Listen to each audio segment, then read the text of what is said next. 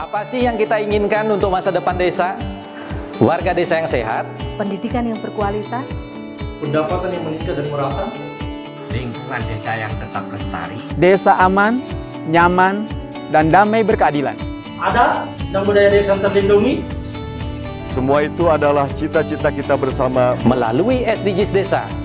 bergabung dengan seluruh warga sedunia. Melangkah maju, mewujudkan cita-cita bersama. Desa-desa di Indonesia telah menapaki kemajuan.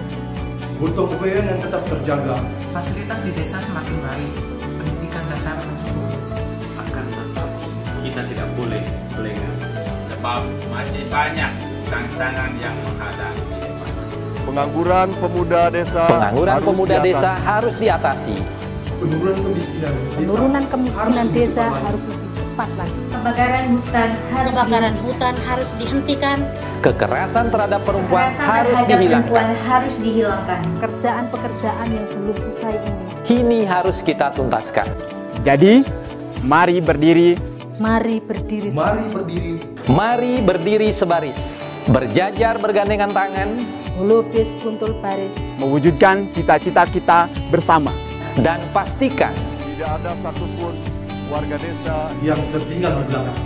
Mari membangun Indonesia dimulai dari desa. 18 tujuan untuk mewujudkan desa yang lebih baik.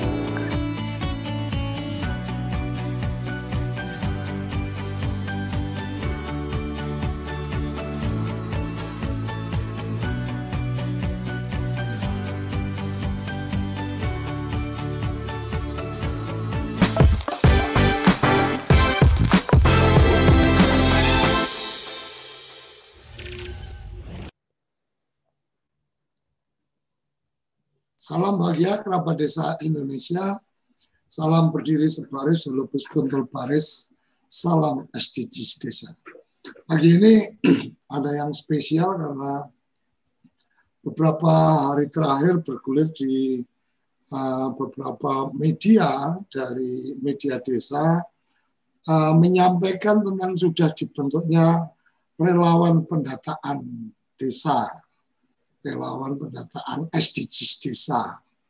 Nah, kerabat desa supaya kita paham betul sebenarnya programnya seperti apa, Pokja ini tugasnya seperti apa, kemudian kewajiban penganggarannya ada di mana, kemudian bagaimana peran dari para pendamping desa, kemudian ada juga yang sempat masuk menyampaikan bahwa datanya sudah diberikan tapi aksesnya belum dikasih, username, password, dan seterusnya. Saya tidak tahu persis sebenarnya tugas-tugasnya seperti apa dan kemudian mendapatkan hak apa teman-teman di desa untuk masuk dalam pendataan SDGs desa. Oleh karenanya supaya tidak salah suruh, tidak salah paham, tidak salah mengerti, maka kemudian pagi ini kita minta penjelasan pertanggungjawaban yang lebih jelas kepada Kapus Datin kita, karena yang ngurus data dan informasi Pak Kapus Datin. Pagi Gus Ivan. Pagi. Terima kasih. Terima kasih Gus Ivan. Ini ada Prof. Yoyon, ada Mas Arif, ada Mbak Yayat, ada juga Kades Dian atau siapa tadi Mas Aib dan seterusnya, mungkin nanti bisa menyampaikan secara langsung keluh kesahnya kalau memang ada yang dikeluhkan atau ada yang dikesahkan kan gitu. Kita ingin mendengarkan penjelasan update-nya nih Gus Ivan tentang Pokja atau relawan pendataan SDGs desa. Ini sebenarnya seperti apa? Silakan sepenuhnya Gus. Terima kasih Gus Koco, kerabat desa sekalian. Jadi seperti biasa Gus Koco belajar dari sarapan SDGs desa selama ini. Ini hal yang baru ya. Sebetulnya jadinya hal yang baru. Meskipun sebetulnya ini ada beberapa ide lanjutan dari hampir 1 dekade yang lalu gitu. Tapi kalau ini jadi terasa sangat baru karena kosong dan belum terlaksana selama ini tentang mendata di level desa. Untuk apa namanya mudahnya kita akan mulai dulu dari hasilnya dulu, Gus Koco, kerabat desa sekalian. Silakan. Jadi nanti baru kita masuk ke penjelasannya. Jadi sampai hari ini data yang masuk itu ada 4 level data. Data level desa, ya. Kemudian data level rukun tetangga. Data level desa isinya kebanyakan adalah tentang pemerintahan, tentang kondisi pemerintahan desa. Data yang sifatnya kewilayahan itu ada di rukun tetangga, survei rukun tetangga. Kemudian ada tambahan lagi yaitu data keluarga, ya, tentang kondisi keluarga. Mengapa ini penting? Karena sebagian besar kegiatan pembangunan itu sebetulnya lebih banyak merujuk kepada manusia. Jadi kalau SDG desa ada core value kewargaan, ya. Disitulah ada survei keluarga dan survei individu. Nah sampai pagi ini itu 959 desa yang diisi datanya. Ini sebetulnya sangat mudah. Ya.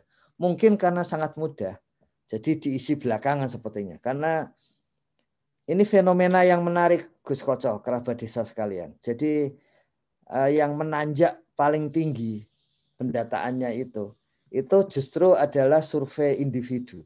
Jadi ini satu hal yang kira-kira beberapa bulan yang lalu selalu terpikirkan paling enak mengisi data desa. Karena cukup beberapa menit selesai, sebetulnya begitu. Kemudian kalau survei RT sebetulnya gampang karena itu kan pengetahuan terhadap RT-nya.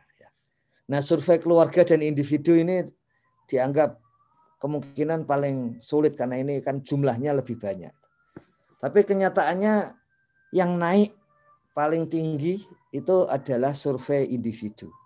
Saat ini kecepatannya itu sekitar input 3, ya. Jadi 3 individu diinput per detik se-Indonesia itu. Jadi tiap detik itu ada tambahan 3 individu, rata-rata seperti itu. Ya.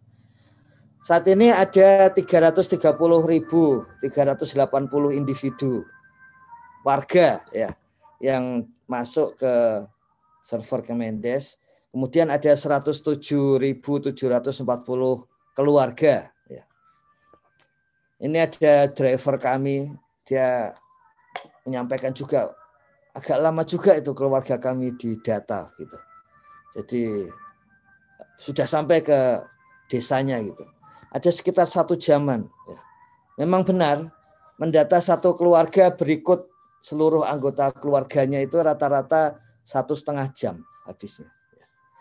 Nah sebagian dari desa, jadi kalau kita lihat trafiknya dari menjelang tengah malam sampai pagi-pagi seperti ini justru banyak itu. Jadi yang bawah ini adalah pengisian dari kuesioner atau aplikasi yang paling banyak di hari ini sampai 6.300 sampai pagi ini.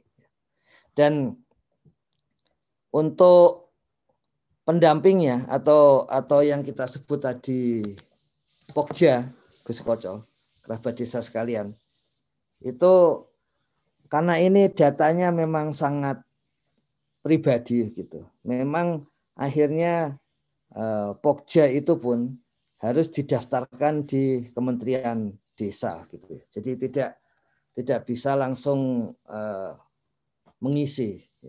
Meskipun sebetulnya pernah dilakukan fasilitas supaya Sekdes, Kades, ya. Kemudian pendamping level kecamatan, kabupaten, dan provinsi itu mengisinya. Ya.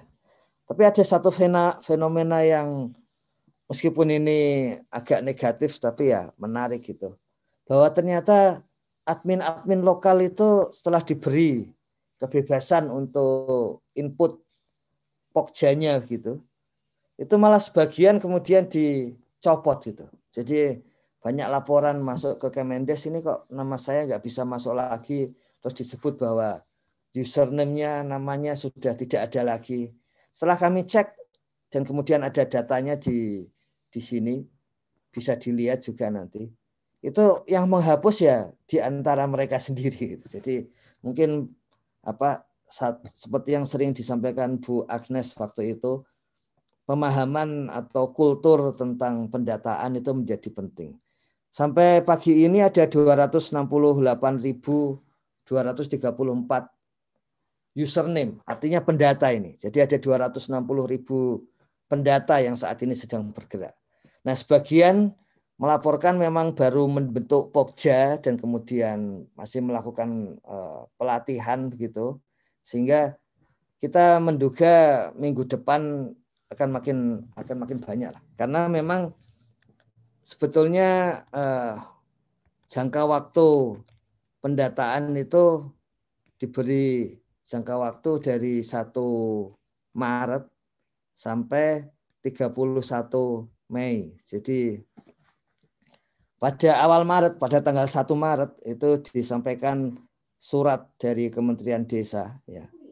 Dan di situ disebutkan antara lain waktu pendataan itu 1 Maret sampai 31 Mei. Jadi memang desa juga sedang mengebut seperti itu. Nah, sebetulnya kemudian apa gunanya kita mendata sampai detail gitu ya. Karena memang untuk memastikan penggunaan APBDes, seluruh APBDes itu bisa lebih efektif bagi desa gitu ya.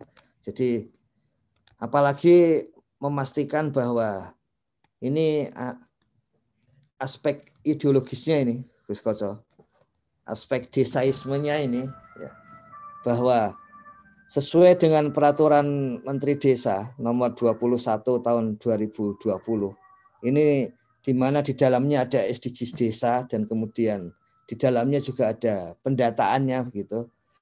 Itu yang pertama posisinya adalah data itu milik desa. Jadi pemilik datanya itu sebetulnya adalah desa. Apa wujudnya di lapangan? Wujudnya di lapangan itu adalah bahwa admin desa, yaitu kepala desa dan sekdes, hanya admin desa yang bisa mendownload data detailnya. Jadi kades dan sekdes yang sudah mempunyai admin itu hanya itu yang bisa mendownload data detail sampai NIK, kemudian KK, kemudian kondisi masing-masing warganya gitu. Dan itu bisa diupdate rencananya 6 bulan sekali. Kalau update sebetulnya hanya update yang perubahan. Kita pernah punya kias pada waktu itu Gus Koco menanyakan kenapa tidak ada produk haram ya, daripada kalau produk halal jadi banyak labelnya, kalau produk haram kan sedikit. Ini juga sama, menggunakan kias seperti itu.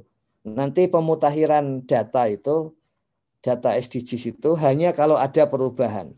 Yang tidak ada perubahan ya tidak usah diubah, nanti sistem yang otomatis mengubahnya. Misalnya umur, begitu ada tanggal lahir ya sistem akan mengubah umurnya jadi lebih tua setiap tahun seperti itu.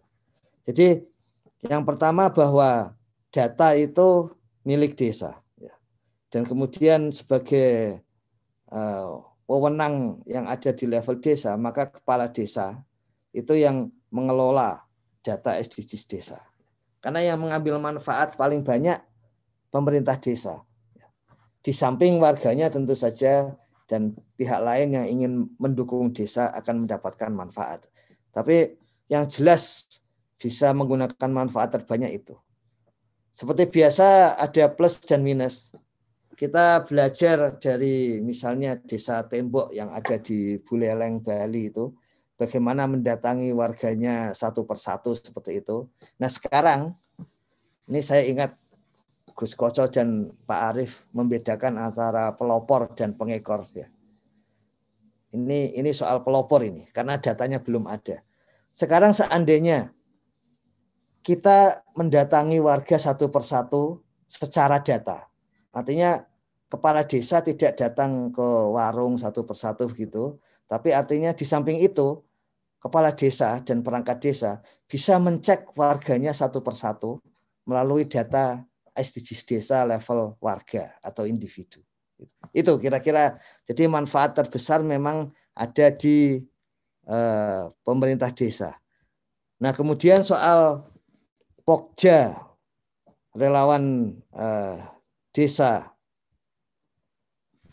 Jadi di Permen Desa nomor 21 2020 itu diberikan tahapan.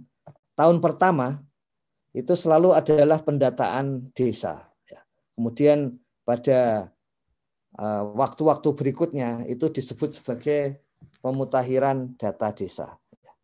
Nah, kelompok kerja pendataan desa di sini letterleknya di Permendes 21 2020. Cuman kejiwaan dari Gus Menteri itu kejiwaan kerelawanan. Itu masuk akal karena dibesarkan di organisasi-organisasi yang memang sifatnya kerelawanan itu. Jadi kepala desa itu bisa membentuk Pokja pendataan desa. Namun oleh Gus Menteri kemudian dibuat bahwa itu adalah Pokja relawan pendataan desa. Yang penting ada kata relawannya. Karena itu salah satu cara memastikan SDG desa nomor 18, terutama tentang gotong royong, itu tetap selalu ada. Nah, komposisi dari Pokja relawan pendataan desa itu ada pembina dan ada ketua. Inilah admin desa. Jadi merekalah yang bisa mencek masuk ke dalam web untuk pendataan SDG desa ini, dan kemudian mereka di dalamnya adalah bisa mengecek hasilnya sampai mendownload hasilnya gitu. Nah, soal download dan sebagainya itu kemarin sudah dicoba, tapi memang ada beberapa masalah dan hari ini diperbaiki supaya sudah mulai download. Karena ini penting. Download itu sebagai salah satu cara akuntabilitas juga bahwa desa sudah melakukan pendataan. Nah, kemudian sekretaris dari Pokja itu dibentuk oleh tim. Ya, ini meskipun awalnya direncanakan BPD begitu, tapi ini tergantung kearifan lokal desa. Dan anggotanya berasal dari seluruh komponen yang ada di desa, termasuk komponen masyarakat, yaitu tokoh adat, kemudian kelompok tani, nelayan, apa saja yang ada di desa, forum anak, perwakilan kelompok miskin, difabel, kader kesehatan, kelompok pemuda, gitu. Dan di dalamnya ada komponen mitra. Nah, mitra itu adalah pendamping Babinsa, Babin Kamtibmas, serta ini sesuai usulan dari Bu Agnes di dalam suratnya itu serta mahasiswa yang sedang berada di desa.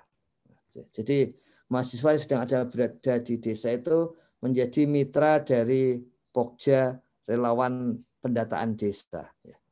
Nah, kemudian tadi yang disampaikan oleh Gus Koco, apa saja yang bisa didanai oleh Pokja. Pada dasarnya dana desa itu tidak diperbolehkan untuk honor. Dana desa. Dan berkaitan dengan kerelawanan, sebetulnya harapan dari Kementerian Desa juga tidak ada honor terhadap relawan itu. Apalagi kalau menggunakan dana desa jelas dilarang. Nah, apa saja yang boleh dilakukan atau pendanaan, dan ini memang hal yang krusial. Yang pertama dana pembekalan. Pembekalan ini maksudnya di samping pelatihan juga mungkin ada persiapan-persiapan awal sehingga namanya dana pembekalan. Kemudian transportasi, terutama di dalam desa yang wilayahnya itu sangat luas dengan jumlah penduduk yang relatif sedikit. Bahkan misalnya di Kepulauan Meranti, Riau misalnya, bisa terjadi satu RW ada di satu pulau yang memang untuk mendatangi RW yang lain itu akan sulit misalnya gitu. Kemudian tapi memang Pokjanya itu merujuk kepada pengalaman ketika menyusun BLT, data BLT dana desa. Itu sebisa mungkin itu adalah relawan dari RT setempat. Nah, ini ada hal yang menarik. Ketika Gus Menteri menyampaikan perihal ini ke BPS minggu lalu, langsung kepada kepala BPS dan para deputinya begitu. itu ternyata di BPS saat ini sedang ada program Cantik Desa. Ya, Cantik Desa itu artinya BPS memberikan keleluasaan untuk melatih pendataan kepada desa. Apapun jenis datanya. Jadi saya rasa satu terobosan yang cerdik dari BPS tidak lagi berkutat pada jenis data, tapi berkutat pada SDM pendata di desa. Nah, yang menarik juga adalah dulu kita selalu sedikit ada perbedaan paradigmatik. Kementerian Desa menggunakan participatory survei. Semakin dekat pendata dengan yang didata, itu semakin valid datanya. Itu pendekatan Kemendes.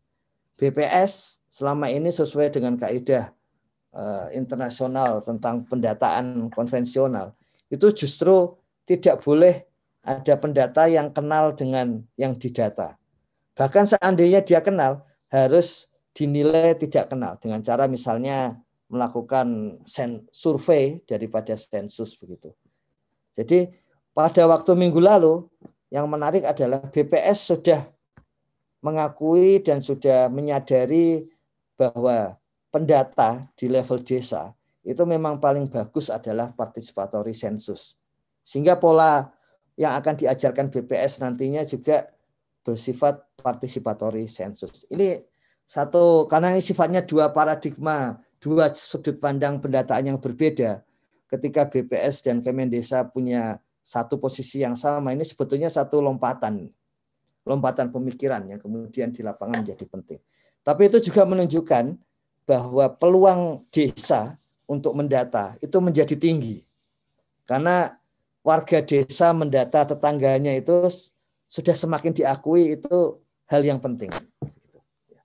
Jadi dana yang boleh digunakan ya, itu dana transportasi tadi, dana konsumsi, bahkan dana untuk HP ya. Ini HP bisa sangat besar ya, tergantung kemampuan desa. Tapi sebagai contoh, Kementerian Desa itu menyediakan HP untuk tim Sapa Desa dengan harga sekitar 2 jutaan. Yang ini kalau di desa menggunakan HP itu asalkan jenis terbaru itu sudah memadai untuk aplikasi pendataan desa. Kemudian desa juga bisa menganggarkan bagi pendata itu pulsa internet karena ini kan sepenuhnya menggunakan aplikasi. Memang ada sebagian desa yang tetap menggunakan kuesioner ya. Tapi perlu ditegaskan bahwa Kementerian Desa tidak mengeluarkan kuesioner. Jadi kalau ada kuesioner yang beredar itu ya itu inisiatif setempat, tapi Kementerian Desa tidak mengeluarkan kuesioner. Tujuannya memang yang pertama supaya tidak ada data yang salah ketik. Karena kalau kita menggunakan kuesioner ya, itu pasti ada proses mendata dulu, ditaruh di kuesioner, dan kemudian ada proses mengetik hasil kuesioner itu ke dalam aplikasi. Jadi ketika proses mengetik ke dalam aplikasi itu, kemudian selalu ada proses berikutnya, yaitu cleansing data. Jadi proses membersihkan data yang salah input. Nah dengan masuk ke aplikasi langsung, maka proses tadi itu, input dan kemudian cleansingnya masih mungkin. Ya. Tapi cleansing itu dilakukan di dalam HP-nya. Jadi ketika sudah habis mendata, di situ sudah disimpan, kemudian pendata mencek ulang, karena selalu ada diminta mencek ulang, baru kemudian mengupload datanya. Setiap data yang sudah diupload, itu tidak bisa diubah. Ini artinya apa? Artinya posisi, kalau dalam bahasa Pak Arief kaum pergerakan itu, posisi kuasa atas data itu ada di pendata. Atau kadang-kadang disebut enumerator. Jadi pendata itulah yang memang memastikan data itu sudah clean, sudah bersih, dan kemudian masuk ke server yang kita sepakati bersama di Kemendesa. Nah, dari situ kemudian nanti tentu saja di bulan Juni ya, bulan Juni itu sudah ada nanti kalau istilah Gus Menteri rencana aksi SDGs desa sampai 2020 pada level desa, kecamatan, kabupaten, kota, provinsi sampai ke pusat. Sudah ada semacam itu sebetulnya di IDM. Jadi kalau Bapak Ibu kerabat desa masuk ke idm.kemendesa.go.id itu ada rekomendasi kabupaten. Artinya apa? Kalau kabupaten ingin membangun desa, itulah prioritasnya. Jadi kalau provinsi ingin membangun desa, maka disitulah prioritasnya. Nah nanti karena SDGs desa ini datanya banyak, besar, detail, ya, dan rekomendasinya juga akan detail, ya, maka akan lebih banyak pemerintah di desa, kabupaten, provinsi, bahkan di luar itu. Misalnya kalau ada penerbit ingin memasukkan ke desa, buku apa yang paling cocok, nanti akan ketahuan. Sesuai dengan masalah desa, maka buku itu yang paling cocok. Sehingga akan lebih digemari dan dibutuhkan di desa. Seperti itu. Jadi ini data yang sangat besar dan sangat banyak dimensinya, sehingga bisa diolah untuk kebutuhan-kebutuhan membangun desa. Gitu. Nah, jadi ada dana lainnya juga boleh dengan kewenangan desa. Gitu. Nah, memang ada pertanyaan kalau tetap desa itu perlu penganggaran misalnya untuk menggaji, untuk memberi honor. Dana desa tetap tidak boleh. Jadi kalau mau mencoba seperti itu bisa menggunakan pendanaan yang lain. Sebagai contoh, yang sering membolehkan honor itu adalah alokasi dana desa, ADD. Tapi di samping itu kalau desa, apalagi kalau desa memiliki PADES yang besar, maka itu justru adalah sumber yang bagus, sumber yang sangat sah gitu untuk memberikan honor gitu. Tapi kalau untuk dana desa memang sama sekali dilarang karena pertama ideologinya memang supaya memang tetap ada gotong royong. Ya. Yang kedua ya memang sebisa mungkin lebih banyak langsung dipakai untuk kebutuhan warga desa sendiri. Jadi di dalam SOP yang disebarkan ke seluruh desa itu sudah sesuai dengan yang diusulkan oleh Bu Agnes waktu itu. Jadi di bagian mitra ya, ini pengembangan dari Permendes 21 2020 yang saat ini dikerjakan di desa-desa. Itu mitranya itu termasuk mahasiswa yang berada di desa. Ini adalah hasil dari sarapan SDGs desa supaya kemudian masuk unsur mahasiswa, dan itu memang sangat penting ya, sangat penting dan sangat memudahkan desa untuk melakukan pendataan. Secara ringkas seperti itu kerabat desa Gus Koco. Jadi terima kasih juga atas upaya dari seluruh desa ya, yang melakukan proses penyusunan Pokja sampai pendataan. Dan seperti biasa jika ada kelemahan, ini sehari yang lalu itu seluruh keluhan, seluruh usulan masalah yang dialami oleh Pokja yang masuk ke Kementerian Desa, baik melalui pendamping maupun melalui Sapa Desa itu, kemudian diwujudkan menjadi aplikasi SDGs Desa versi 1.6 ya. Nah, ini versi yang kemarin sempat membuat gaduh dari hari Selasa gitu ya. Hari Senin siang, kemudian Selasa, kemudian sampai tadi malam. Nah, pagi ini kita mencek versi 1.7 yang lebih cepat dan lebih mudah untuk masuk gitu ke server di Kementerian Desa ya. Yang itu nanti saya kira pagi ini atau selambatnya siang itu sudah bisa digunakan oleh warga desa. Dan itu juga menyesuaikan kebutuhan-kebutuhan yang ada di desa. Jadi untuk kegiatan ini ya, itu memang sepenuhnya menggunakan aplikasi SDGs desa, ya, pendataan SDGs desa. Jadi sepenuhnya menggunakan aplikasi karena memang kita memastikan bahwa datanya cepat, ya, dan bisa cepat digunakan, dan kemudian juga bisa langsung untuk keperluan apapun desa bisa memakai. Jadi nanti seperti sering kita diskusikan, warga yang membutuhkan tambahan pembangunan ada by name by address. Wilayah RT yang membutuhkan ada. Nah, kita memang belajar banyak. Misalnya di Aceh, di Nias, ya, itu tidak ada RT, ya.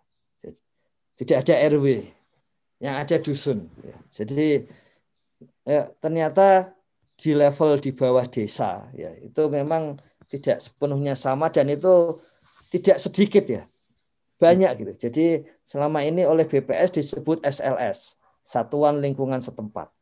Padahal kebutuhan untuk bisa melakukan pembangunan itu SLS-nya bentuknya harus ada bentuk tertentu, misalnya apakah dia RT atau dia RW gitu.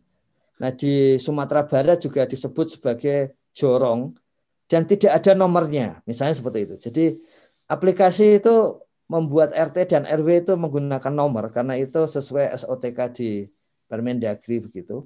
Tapi di daerah itu nama, tidak ada nomornya. Jadi memang ada beberapa penyesuaian yang muncul setelah dari daerah, dari pengetahuan yang selama ini tidak pernah muncul ke permukaan. Oke. Gus. Kita selama ini mengetahui di level desa, tapi level menjadi pengetahuan kita lebih lanjut. Gitu. Kiranya begitu, Gus Koco. Oke, luar biasa. Ada banyak pertanyaan ketika kemudian ini Kementerian Desa melakukan pendataan sampai detail dan seterusnya. Kita juga tahu bahwa di Kementerian Dalam Negeri juga mengembangkan profil desa dengan data-datanya di Bina Pemdes, kemudian di Dukcapil juga melakukan inputting data kependudukan melalui jalur Dinas Dukcapil di daerah masing-masing dan seterusnya. Oleh karenanya kerabat desa jangan kemana-mana. Ada pertanyaan-pertanyaan yang saya ingin lontarkan kepada Gus Ivan setelah yang satu ini tetap di Sarapan SDGs Desa. Kembali ke Sarapan SDGs Desa. Gus, ini yang menarik adalah ketika desa itu kan tidak punya banyak dinas, tidak punya banyak kementerian, tidak juga punya banyak aparat yang memang secara spesifik punya kemampuan khusus yang diharapkan. Tetapi banyak data, banyak kegiatan yang kemudian diharapkan desa melakukan itu. Secara khusus pendataan umpamanya, saya menerima minimalnya. Umpamanya kita bisa melihat bahwa Kemendes dengan pendataan berbasis SDGs. Kemudian kemarin Kementerian Dalam Negeri juga meluncurkan aplikasi inventarisasi dan pengelolaan aset desa. Kemudian jauh sebelumnya itu di Kementerian Dalam Negeri Bina Pemdes juga sudah ada profil desa kelurahan dengan data yang cukup detail. Kemudian sekarang ketika di Kementerian Desa ada data kependudukan, karena ada data kewilayahan, ada data kependudukan, maka yang menarik adalah kemudian ada data-data Dukcapil yang kemudian sudah ada di sana, sampai ke taruh kata update tentang statusnya, update tentang pekerjaannya, dan seterusnya. Gus, yang kemudian menjadi pertanyaan selanjutnya dari beberapa yang sempat kita ikuti, itu adalah satu leveling akses. Artinya leveling akses itu di tingkat desa boleh mengakses sampai sejauh mana, boleh menginput sampai sejauh mana. Kemudian di tingkat kecamatan, ini ada pertanyaan juga, di tingkat kecamatan punya hak akses atau tidak. Kemudian hak akses itu levelingnya kayak apa hanya sekedar membaca, atau kemudian bisa memberikan respon bahwa oh ini ada data yang kurang pas dan seterusnya. Kemudian di leveling kabupaten, mungkin provinsi dan seterusnya, hak akses itu seperti apa? Ini mungkin menjadi isu-isu yang sangat menarik karena menurut saya big data itu memang sangat penting. Data hari ini, data adalah aset. Tapi yang kemudian menjadi penting adalah kemudian seperti yang dilakukan di teman-teman Dukcapil itu adalah berbagi pakai, artinya dia tidak memberikan data tetapi kemudian mengizinkan para pihak untuk memakai data dan seterusnya. Kebijakan di Pusdatin, di Kemendes ini seperti apa? Dan kemudian tadi ada istilah Pokja relawan. Ini memang menarik ketika ada kata relawan dari ada penanya juga tentang masalah honor. Tadi sudah jelas pasti nggak ada, tidak boleh alokasi honor dari dana desa. Tapi yang kemudian saya ingin tanyakan, Gus, di desa itu kan ada PPID desa, pejabat pengelola informasi dan dokumentasi di desa. Bagaimana peran, artinya memposisikan dia, karena jangan sampai ini mengulang program PNPM. Artinya sisi positifnya banyak, tetapi ada sisi yang kurangnya adalah keterlibatan pemerintah desa pada saat proses berjalannya PNPM ini kan sangat kecil, sehingga kadang-kadang jadinya gagap. Gitu. Nah, ada juga yang kemudian memanfaatkan dalam tanda petik perangkat desa ini sebagai mitra atau orang yang cuma disuruh-suruh mencari data atau mendapatkan data dan seterusnya, sementara mereka tidak dibekali betul tentang ini agendanya kayak apa. Jadi mungkin kita bisa berlanjut nanti di episode yang lain, tetapi yang jelas ini menjadi sangat menarik karena bicara data kadang-kadang ego untuk menguasai data itu menjadi sesuatu yang kemudian perlu kita buka bersama. Ideologinya itu adalah ideologi bahwa ini milik desa. Kalau yang saya tangkap dari Kapusdatin tadi, bahwa kemudian Kementerian Desa itu membantu menyiapkan tool dan seterusnya, itu bagian yang sedang dilakukan. Silakan Gus, mungkin pertanyaannya terlalu banyak, tetapi menurut saya ini bagian-bagian yang perlu di-clear-kan supaya pemahaman kepala desa, perangkat desa, dan orang-orang yang akan terlibat ini menjadi clear. Silakan Gus.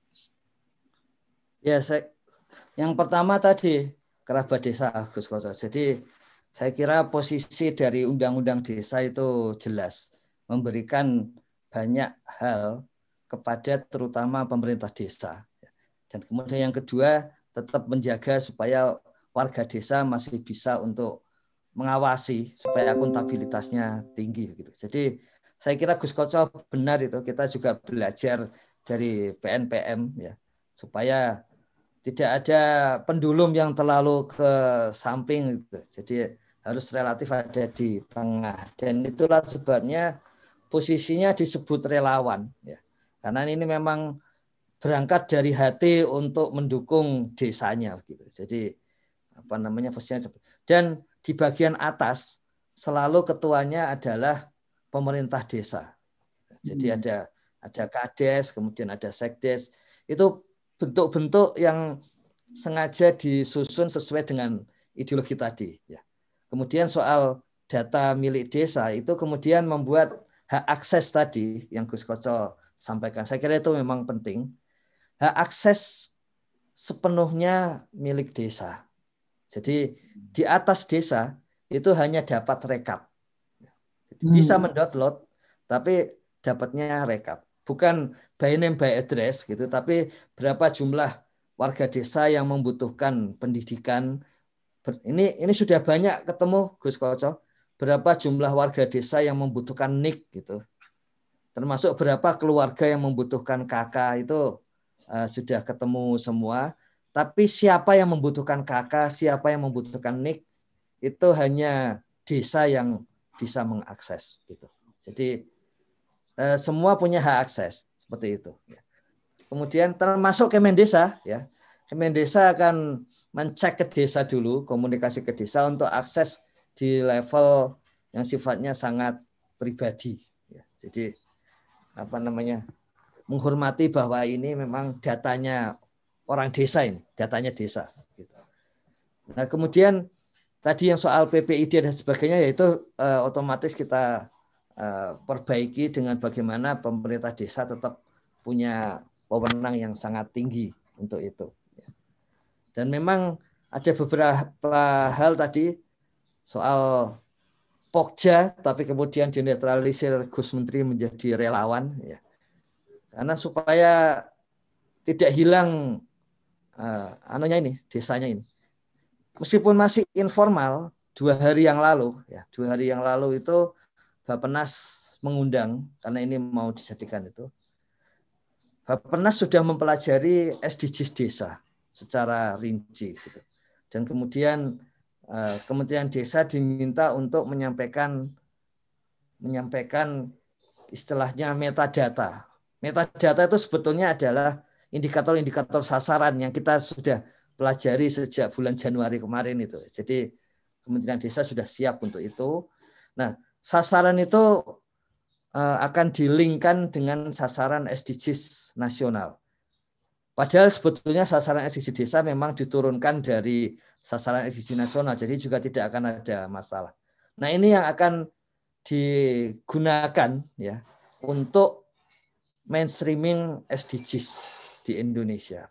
Jadi mengapa menggunakan SDGs desa? Ya, alasannya sama dengan kita. Kalau itu beres, toh 74% SDGs nasional akan terpenuhi. Dan kalau itu saat ini kemungkinannya peluang yang paling besar, data yang paling lengkap tentang SDGs itu peluangnya adalah SDGs desa. Peluangnya seperti itu. Jadi kalau istilah BPS minggu lalu, ini satu kegiatan pendataan yang ambisius. Nah, saya terus Gus Menteri langsung ingat, wah ini karena pelopor. Ya. Kalau pengekor akan melihatnya ambisius, tapi buat pelopor ini sebetulnya masuk akal, biasa saja. Jadi idiom-idiom itu sudah masuk ke beliau juga. Yang menarik itu. Gus, mungkin ini karena waktu kita terbatas, mungkin kita harus minta maaf kepada teman-teman yang ada di channel YouTube yang mungkin pertanyaan-pertanyaannya belum sempat kita bacakan, tetapi ada yang menarik, Gus, tentang komitmen bahwa data itu adalah milik desa. Ini yang mungkin perlu dieksplor atau diekspos besar-besaran, atau bahkan kalau mungkin ini sekedar usul aja, Gus. Sekedar usul bahwa saya punya pengalaman dengan bagaimana ketika kita membuat aplikasi yang kemudian itu terkait dengan pihak ketiga, kemudian karena memang data-datanya itu termasuk dalam data-data rahasia, maka perusahaan saya harus membuat NDA, non-disclosure agreement. Jadi membuat perjanjian bahwa ini adalah rahasia.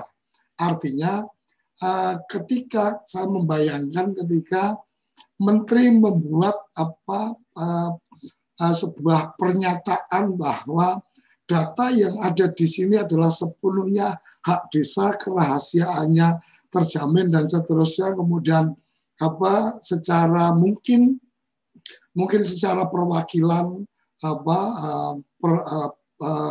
membuat tanda tangannya bahwa memang Kementerian Desa pun kalau mau menggunakan data desa itu harus izin ke pejabat pengelola data dan dokumentasi desa, umpamanya seperti itu.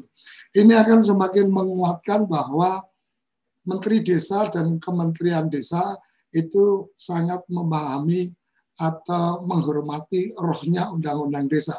Ini sepintas kebayang di saya bahwa inilah bahwa kementerian itu tidak kemudian ingin menguasai data. Kementerian itu hanya sekedar ingin untuk memberikan bantuan alat, memberikan kemudahan tetapi bahwa otoritasnya tetap ada di desa. Bahkan seperti yang tadi Gus Ivan sampaikan, kecamatan boleh bisa mengakses, tapi hanya data rekap. Itu pun mungkin dengan standar-standar tertentu. Kabupaten juga bisa dan seterusnya. Ini yang sepertinya perlu disampaikan ke publik lebih luas, bahwa kemudian ini juga akan membanggakan. Desa merasa dihormati, desa merasa dimuliakan. Kira-kira itu Gus, tambahan yang mungkin saya bisa lontarkan, karena ideologi, saya lebih suka kata-kata ideologi. Mohon maaf kerabat desa kalau ada yang kurang sepaham. Ideologinya Dukcapil dari Prof. Zudan itu adalah membahagiakan masyarakat. Bagaimana caranya membuat masyarakat bahagia, keluar dari rumah bersalin, itu dokumentasi KK-nya sudah berubah, kemudian daftar nomor induk kependudukan anak sudah keluar, kartu identitas anak sudah keluar, itu membahagiakan kan gitu. Nah kalau Pusdatin atau mungkin Kemendes ini, yang saya lihat adalah ideologinya adalah semua punya desa, semua milik desa. Ketika data-data atau apapun yang dikerjakan itu adalah untuk kepentingan desa. Ini sesuatu yang luar biasa. Kekuatan data adalah aset, dan ketika aset itu Kementerian Desa punya komitmen aset data adalah aset desa, maka ini akan menjadi sesuatu yang luar biasa. Mungkin itu, silakan kalau responnya. Saya kira kalau itu membuat kita bisa berkreasi, baik dalam pikiran maupun dalam tindakan itu, mestinya itu ideologi yang mencerahkan itu. Karena membuat kita bisa punya bayangan, bisa punya gambaran, bahkan bisa mewujudkan lebih lanjut, dan di lapangan pun kita tunjukkan dengan implementasi gitu. Jadi saya kira itu yang menarik, Gus Koco. Tadi kenapa berbagi pakai, nah ini yang menarik juga. Nanti yang berbagi pakai itu adalah desa. Ya. Jadi sama seperti yang dilakukan Prof. Zudan. Jadi ketika kami menggunakan NIK, kemudian berbagai informasi di sana, pada dasarnya data itu tidak bisa kami simpan. Ya. Hanya dipakai pas dibutuhkan. Gitu. Ya. Dan itulah sebabnya, Gus Koco, itulah sebabnya di dalam SDGs desa itu tetap mendata NIK dan KK. Tujuannya supaya desa bisa menyimpan itu sendiri, milik warganya. Dan nanti ketika pihak luar membutuhkan, tinggal desa apakah mau memberikan, memberikan bukan data aslinya, tapi sebagai data seperti Dukcapil, berbagi pakai saja. Itu Oke, tidak terasa ini sudah hampir di penghujung acara. Sekali lagi saya minta maaf kepada teman-teman yang belum saya bisa bacakan, tetapi ini mungkin ada momen tersendiri, nanti kita akan diskusi lebih panjang secara teknis, bagian-bagian mana, bagaimana melakukan update dan seterusnya. Prof. Yayan sebenarnya dari tadi sudah mengikuti dengan seksama dan pada pegang-pegang ini karena perlu jalan-jalan atau gimana? Ya. Silakan, Prof. Ya, saya mengikuti dengan sangat seksama ya. Dan saya ingin menyampaikan secara singkat-singkatnya. Ya. Jadi, terima kasih Gus Ivan. Pertama, selalu ada pertentangan antara ideologi pemberdayaan dengan ideologi yang sifatnya finansial. Ya. Tuh, jadi aktivitas apapun kita kemudian selalu diterjemahkan sebagai tadi ya, Pokja ada implikasi finansialnya, relawan tidak ada implikasi finansialnya. Ya. Sebetulnya paradigmanya itu kan ya, ingin memberdayakan sebetulnya ya. Bagaimana desa itu bisa tumbuh dengan kemampuan sendiri. Ya. Apalagi kalau kemudian diterjemahkan bahwa desa itu punya kewenangan yang sifatnya desentralisasi gitu ya. Tapi ternyata kan kita tidak sepenuhnya begitu. Yang dilakukan Kementerian itu sangat panjang prosesnya. Ya. Mulai dari konsep, terus sekarang sudah masuk tahap pendataan. Ya. Pendataan tadi sudah dijelaskan oleh Gus Ivan, ya. Dan tadi Gus Koco sudah mengingatkan di situ ada bagaimana kita melindungi data-data yang sifatnya rahasia tadi itu, ya, dan kepemilikannya adalah di desa, ya. Meskipun saya belum yakin juga ya, apa desa itu sudah bisa mendata, kemudian mengupload, memanfaatkan sebagainya. Karena perjalanannya masih sangat panjang. Sampai dengan 31 Mei itu waktu yang menurut saya tidak cukup ya. Karena tadi melihat progres hariannya itu ya apalagi relatif kecil gitu ya. Baru berapa persen tadi ya. Tapi kita itu kan biasanya kan di akhir-akhir itu. Akhir deadline baru kita kemudian memunculkan itu.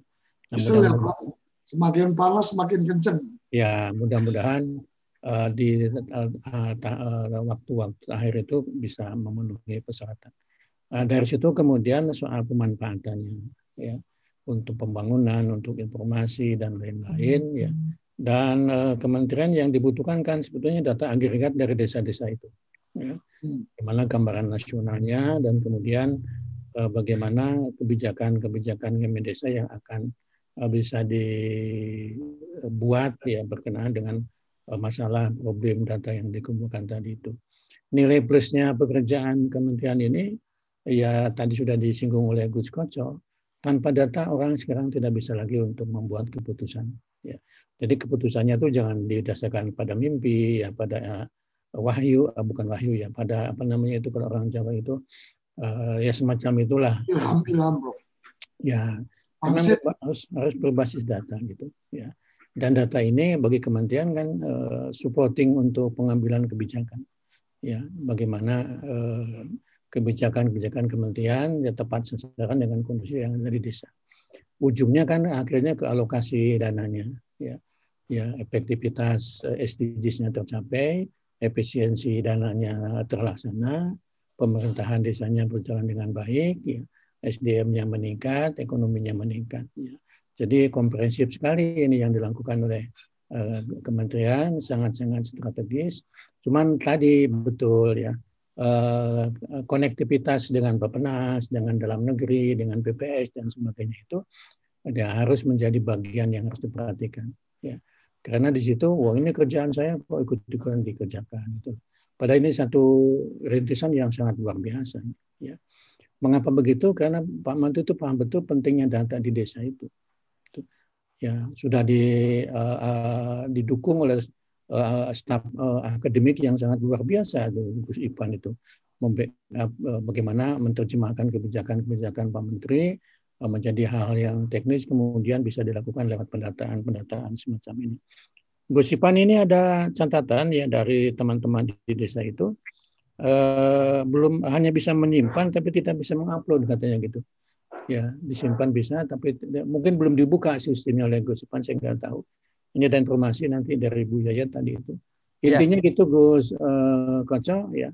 Dan yang paling penting tadi secara nasional kita bisa meningkat itu pencapaian SDGs-nya 63% ya Gus Ipan ya. Berapa tadi saya lupa ya. 60-an%. 74, Gus. Nah, 74% itu sumbangan dari desa. Iya, benar, Prof. Jadi non-desa itu hanya 26% saja. Ya. Iya. Nah, jadi secara nasional udah 74% itu sangat-sangat luar biasa itu dukungan Kementerian Desa itu. Ya. Saya kira catatan saya itu dan ini menjadi polemik juga ya antara istilah relawan dengan istilah Pokja. Ya. Karena di dalam pikiran kita itu kalau Pokja itu mesti ada sesuatu yang sifatnya finansial.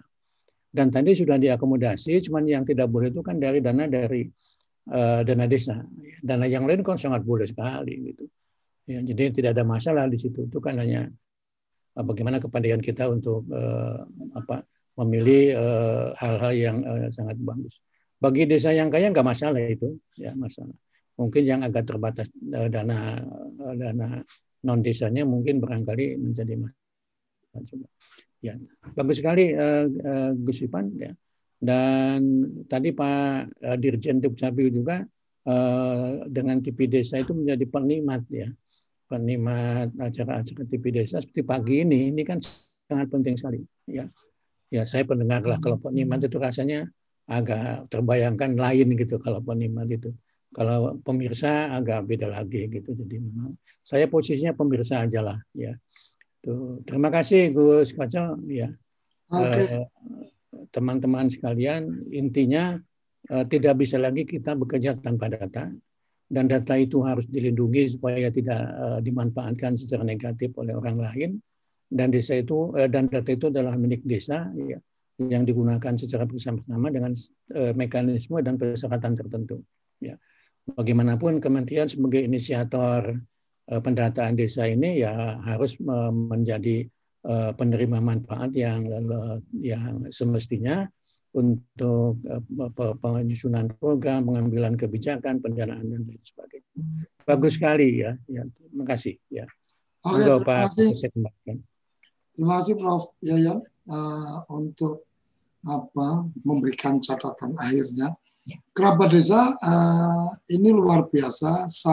Saya menangkap pada satu kesadaran luar biasa di teman-teman desa untuk berpartisipasi mensukseskan pendataan ini.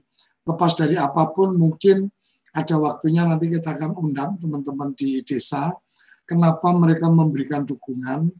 Karena apakah karena kemudian ini akan berdampak kepada status desanya, kemudian akan mendapatkan apresiasi seperti kalau kemarin itu kan mengisi indeks desa membangun itu jadi lebih penting daripada update profil desa, karena kalau mengisi di indeks desa membangun mungkin secara anggaran akan ada nilai manfaatnya mendapatkan dana desanya, tapi kalau profil desa kan nggak ada.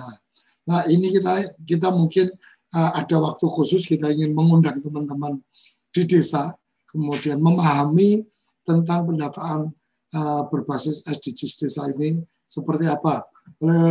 Karena keterbatasan waktu kita, saya sampaikan ucapan terima kasih kepada semua yang sudah berpartisipasi menyaksikan melalui siaran langsung satelit kita maupun yang menggunakan channel YouTube maupun yang ada di Zoom meeting kita. Semangat kita adalah tidak ada satupun yang tertinggal, oleh karenanya mari bersama-sama kita mesti memahami agendanya secara utuh supaya kita tidak merasa tertinggal atau memang benar-benar tertinggal karena tidak paham.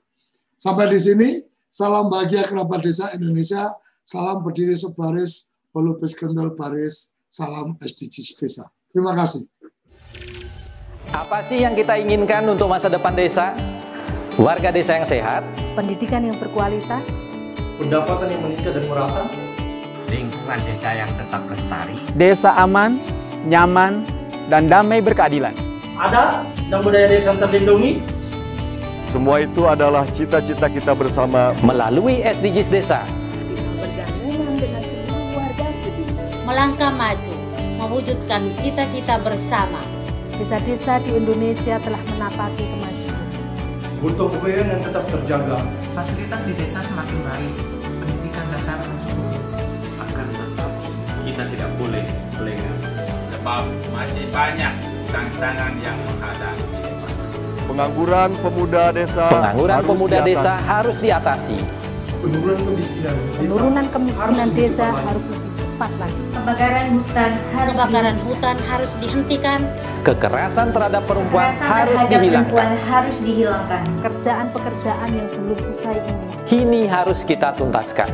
Jadi, mari berdiri. Mari berdiri. Mari berdiri sebaris. Berjajar bergandengan tangan. Melukis kuntul baris. Mewujudkan cita-cita kita bersama. Dan pastikan tidak ada satupun warga desa yang tertinggal di belakang. Mari membangun Indonesia dimulai dari desa.